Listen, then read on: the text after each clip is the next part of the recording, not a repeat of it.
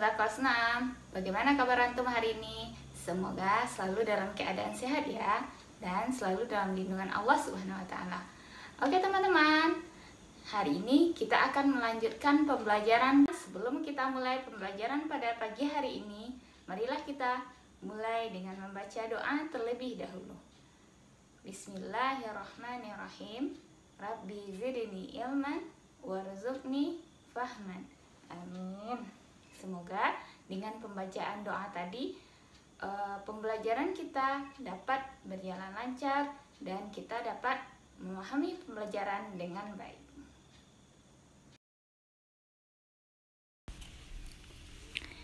Baik teman-teman, insya Allah pagi ini kita akan memulai pembelajaran ilmu pengetahuan sosial dengan tema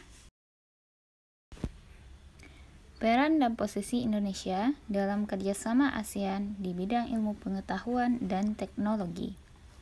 Nah, sebelum Ustazah menerangkan atau menjelaskan mengenai hal tersebut, nah silahkan antum baca dulu teks tentang ilmu pengetahuan dan teknologi pada modul antum halaman 94 sampai 95.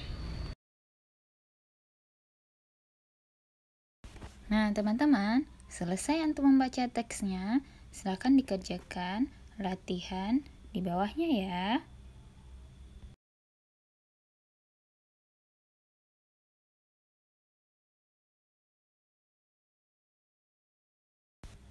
Baiklah teman-teman, jika antum sudah mengerjakannya, sekarang Ustazah akan menjelaskan peran dan posisi Indonesia dalam kerjasama ASEAN di bidang ilmu pengetahuan dan teknologi. Teman-teman masih ingat kan bedanya peran dengan posisi? Nah, peran Indonesia yang pertama adalah mengadakan kerjasama pertukaran pelajar.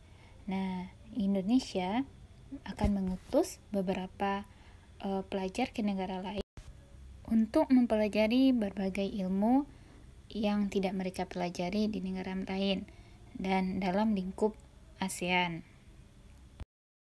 Nah, yang kedua, memberikan penawaran beasiswa pendidikan. Nah, Indonesia berperan dalam memberikan beasiswa kepada negara lain yang berkembang dari segi ilmu pengetahuan kedokteran dan ilmu-ilmu yang lain yang ingin mereka pelajari. Yang ketiga, mengadakan olimpiade bidang pendidikan.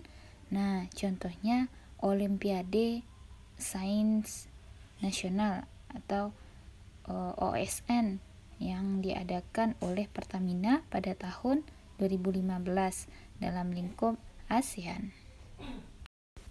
Dan yang keempat, turut serta dalam ASEAN Council of Teacher Convention atau ACT. Nah, Indonesia mengadakan pertemuan dengan guru-guru di ASEAN untuk membicarakan profesionalitas dan perkembangan guru-guru di ASEAN. Nah, acara ini diadakan di Sanur, Bali pada tahun 2012. Dan yang kelima, Indonesia berperan dalam ilmu pengetahuan dan teknologi serta inovasi nasional IPTEK di ASEAN.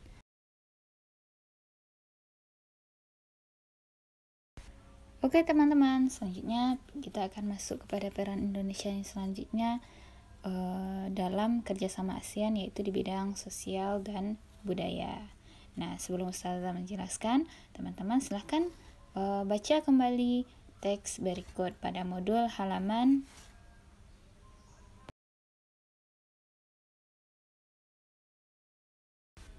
4. Jika teman-teman sudah selesai membacanya, silahkan dikerjakan latihan di bawahnya ya. Sekarang kita akan membahas peran Indonesia dalam kerjasama ASEAN di bidang sosial dan budaya. Nah, teman-teman, selanjutnya kita akan masuk pada kerjasama Indonesia dengan negara-negara di Asia Tenggara di bidang sosial dan budaya. Nah, untuk yang pertama kita bahas dulu bidang sosial ya teman-teman. Nah, bentuk kerjasamanya yang pertama yaitu kerjasama untuk kepentingan kemanusiaan. Nah, peran Indonesia di sana adalah mengirimkan bantuan kepada negara-negara yang dilanda bencana alam atau konflik. Yang kedua, yaitu menjaga perdamaian antar negara anggota di Asia Tenggara. Nah, peran Indonesia di sini adalah ikut serta menyelesaikan konflik. Contohnya konflik yang terjadi di Kamboja. Yang ketiga, mewujudkan Asia Tenggara bebas narkoba. Nah, peran Indonesia melakukan upaya-upaya pemberantasan narkoba yang terjadi untuk negara-negara di Asia Tenggara. Nah, selanjutnya peran Indonesia di bidang budaya. Bentuk kerjasamanya yang pertama adalah memperkenalkan negara-negara anggota melalui lembaga-lembaga pendidikan seperti sekolah. Nah, peran Indonesia memberikan sponsor kepada seniman lokal untuk mengadakan pentas seni di negara tetangga. Yang kedua, bentuk kerjasamanya menyelesaikan festival dan pekan film. Dan yang ketiga, mengadakan program pertukaran acara televisi dan radio. Dan yang ketiga, mengadakan festival seni. Nah, teman-teman, untuk menambah khazanah pengetahuan antum, silahkan baca modul halaman 93. Jika sudah selesai, silahkan kerjakan latihan di bawahnya ya teman-teman. Nah, untuk selanjutnya kita akan melanjutkan pada pembelajaran SBDP. Teman-teman, berikut ini adalah contoh reklame yaitu berupa brosur. Nah, contohnya di sini adalah brosur Sekolah SMP IT Aroyan. Nah, di sini brosur tujuannya untuk mempromosikan sekolah. Di sana ada kegiatan-kegiatan apa yang ditawarkan di sekolah atau kelebihan-kelebihan dari sekolah tersebut. Nah, itu yang terdapat di dalam brosur. Nah, teman-teman, untuk tugas antum, silahkan antum buat sebuah brosur semenarik mungkin untuk mempromosikan sebuah lembaga atau produk antum, gitu ya, agar orang tertarik untuk membeli dan menggunakan produk antum.